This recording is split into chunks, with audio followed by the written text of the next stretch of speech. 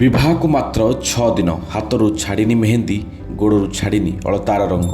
ହେଲେ ଜୀବନରୁ ଲିଭିଗଲା ଆୟୁଷର ଦୀପ। 7 ଜନ୍ମ ପାଇଁ ହାତ ଧରିଥିଲେ, ହେଲେ 6 ଦିନରେ ଅଫେରା ରାଇଜକୁ ଚାଲିଗଲେ ସ୍ୱାମୀ। ଆଉ ଯେତେ ଡାକିଲେ ବି ଫେରିବେ ନାହିଁ। ଏହି ନବଦମ୍ପତିଙ୍କ ଉପରେ କେଉଁ କାଳର ନଜର ଲାଗିଲା? 6 ଦିନ ଭିତରେ ମଥାରୁ ସିନ୍ଦୁର, ହାତରୁ ଚୁଡ଼ି ଭାଙ୍ଗିଗଲା। ଏତେ ନିର୍ଦ୍ଦୟ ସେହି କାଳରୂପୀ ଆତଙ୍କ କିଏ ଜାଣିଥିଲା?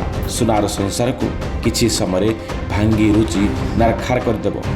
ସତରେ ମୋର ଆଜି ମନେ ପଡ଼ୁଛି ଟିକା ଗୋବିନ୍ଦଚନ୍ଦ୍ରଙ୍କର ସେଇ ଗୀତ, ବାଛି ନେବ କଞ୍ଚା ରଖିବ ପାକଲା, କି ଦେବ ଦାରୁଣ ଦୁଃଖ। ସତରେ ଏହି ଦୁଃଖର କରୁଣ କାହାଣୀ ବର୍ଣ୍ଣନା କରିହେବ ନାହିଁ। ଆଉ ଏଭଳି ଦୁଃଖ ଭଗବାନ ଆଉ କାହାରକୁ ନ ଦିଅନ୍ତୁ। ଦର୍ଶକ ବନ୍ଧୁ, ପହଲଗାମ ଆତଙ୍କୀ ଆକ୍ରମଣ ପରେ ଭାଇରାଲ ହେଉଥିବା ଫଟୋ କେବଳ ଗୋଟିଏ ଫଟୋ ନୁହେଁ, ବଖାଣୁଛି ଆତଙ୍କୀଙ୍କ ବର୍ବରତା, ଆତଙ୍କର କଥା, ଭୟର କଥା, କହିଦେଉଛି ସଂସାର ଉଜୁଡ଼ିବାର ପ୍ରମାଣ।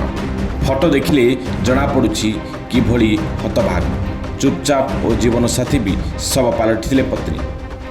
ନା କିଛି କହୁଥିଲେ, ନା କିଛି ଶୁଣୁଥିଲେ। ଆତଙ୍କବାଦୀ ଆକ୍ରମଣ ଖବର ସହ ଯେତେବେଳେ ଏହି ଫଟୋ ଜାରି ହୋଇଥିଲା, ତାଙ୍କୁ ଦେଖି ଲାଗୁଥିଲା ସତରେ ଜୀବନ ବଡ଼ ଅନିଶ୍ଚିତତା। କାହିଁ କେତେ ସ୍ୱପ୍ନ ନେଇ ନବଦମ୍ପତି ବିନୟ ଓ ହିମାଂଶୀ ବୁଲିବାକୁ ଯାଇଥିଲେ ଜାମ୍ମୁ କାଶ୍ମୀରର ସବୁଠାରୁ ଆକର୍ଷଣୀୟ ପର୍ଯ୍ୟଟନସ୍ଥଳୀ ପହଲଗାମ।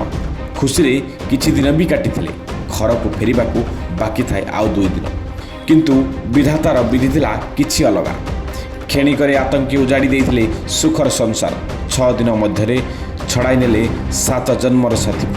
ଜୀବନ ସାରାର ଆଘାତ ଦେଇଗଲେ ଆତଙ୍କୀ।